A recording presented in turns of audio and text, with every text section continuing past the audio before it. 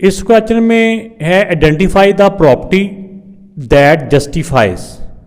Justify इन questions को जो है एक मखसूस पैटर्न में, एक ख़ास पैटर्न के अंदर लिखे होते हैं, उस पैटर्न को एक प्रॉपर्टी का नाम देते हैं।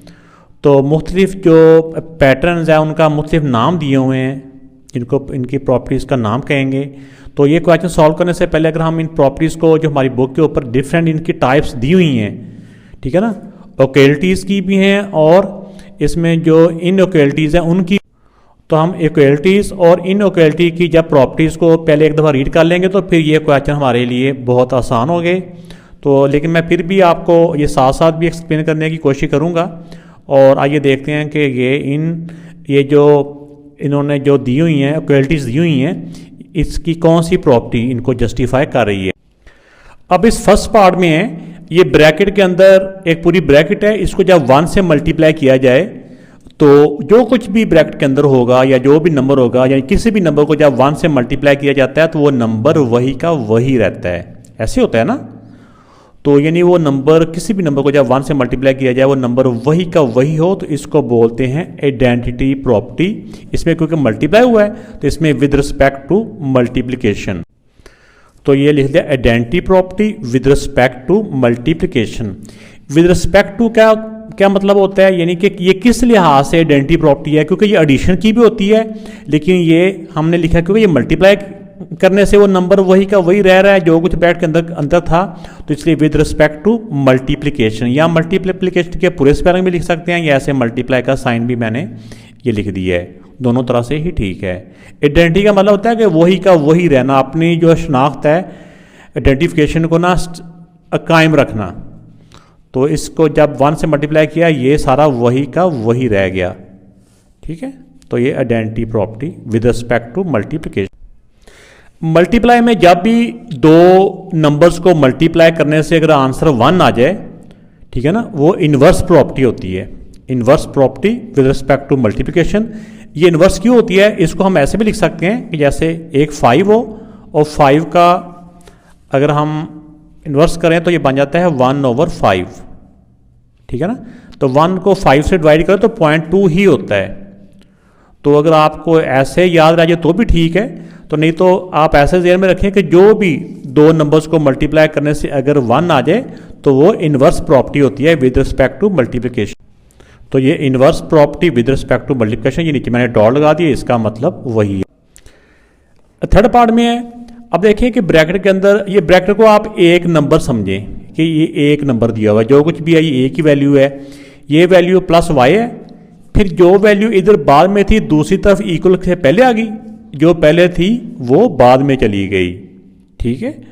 तो ये इक्वलिटीज की कौन सी प्रॉपर्टी है, ये प्रॉपर्टी है कम्यूटेटिव प्रॉपर्टी। कौन सी प्रॉपर्टी, कम्यूटेटिव प्रॉपर्टी। तो ये commutative property with respect to addition, अगर इनके दरमियान में ये प्लस का साइन होना, या मैंने बताया ये एडिशन की होती है या मल्टीप्लिकेशन की होती है, तो ये यहाँ पे क्योंकि एडिशन है, ये प्लस का साइन है, तो ये विद रिस्पेक्ट टू एडिशन हो जाएगी और कम्यूटेटिव प्रॉपर्टी। नेक्स्ट पार्ट में दो नंबर हैं, दोनों सेम नंबर हैं, साइन डिफरेंट है। तो जब हमें पता है कि जब भी दो नंबर सेम हों, साइन डिफरेंट हों, तो उनको ऐड करने से क्या आंसर आता है, 0 आता है। तो ये दोनों नंबर एक दूसरे के क्या होते हैं, इनवर्स, ठीक है ना। तो ये इसको बोलते हैं इनवर्स प्रॉपर्टी। तो ये विद रिस्पेक्ट टू एडिशन हो जाएगी। ये भी पिछली क्लासों में हम इनको एडेटिव इनवर्स के नाम से पढ़ चुके हैं, तो यहाँ पे उन्होंने इनवर्स प्रॉपर्टी का नाम इसको दिया है इस बुक में। इस वाले पार्ट में अगर आप देखें तो थोड़ा सा गौर करने से अंदाज़ा होता है कि इनमें जो भी इसमें जो टर्म्स दी हुई हैं, वैल्यूज़ दी हुई हैं, उन वैल्यूज़ की तरतीब वही है। x है, 5 है, फिर 1 है, फिर x है, 5 है और 1 है, साइन भी इनके वही हैं। इसमें डिफरेंस क्या है दोनों साइडों पे, अगर इस तरफ पहली दो वैल्यू ब्रैकेट के अंदर हैं तो दूसरी तरफ तरतीब वही है, लेकिन इसमें बाद वाली दो, ये 5 और 1, दूसरी तरफ 5 और 1 को ब्रैकेट में किया हुआ है, लेकिन इस तरफ पहली दो को ब्रैकेट में किया हुआ है। तरतीब इनकी वही है, कोई तरतीब में चेंजिंग नहीं है, सिर्फ ब्रैकेट की चेंजिंग है। तो यहाँ पे फर्स्ट 2 वैल्यूज़ को ब्रैकेट के अंदर थी, दूसरी तरफ बाद वाली हैं, तो इसको बोलते हैं एसोसिएटिव प्रॉपर्टी। कौन सी प्रॉपर्टी? एसोसिएटिव प्रॉपर्टी, क्योंकि यहाँ पे प्लस का साइन है या क्योंकि प्लस माइनस का, तो इसको विद रिस्पेक्ट टू एडिशन कहते हैं। तो अगर आप इसको इतना लिख देंगे तो भी ठीक है, एसोसिएटिव प्रॉपर्टी। अगर आप डिटेल के साथ लिखना चाहें तो associative property with respect to addition भी इसको लिख सकते हैं। नेक्स्ट पार्ट में देखें कि इस तरफ -3 ब्रैकेट में है, अगर दूसरी तरफ गौर करें तो जो -3 है वो इस 2 से भी मल्टीप्लाई हो गया और -3 जो है y के साथ भी मल्टीप्लाई हो गया। 3 2 6 होता है, तो डिफरेंट साइन हो तो माइनस, अब ये सेम साइन हो तो प्लस हो गया, और 3 को y से किया तो 3y। तो जब बाहर वाला नंबर अंदर से मल्टीप्लाई हो जाए ना, इसकी आप लोगों ने एक एग्जांपल इस तरह करके पढ़ी हुई है, b + c = a को b से भी मल्टीप्लाई करवाना है और फिर a को c से भी, ठीक है। तो ऐसी प्रॉपर्टी को बोलते हैं डिस्ट्रीब्यूटिव प्रॉपर्टी, कि बाहर वाला जो नंबर है वो ब्रैकेट वालों से मल्टीप्लाई करवा दिया जाए, होता है डिस्ट्रीब्यूटिव प्रॉपर्टी।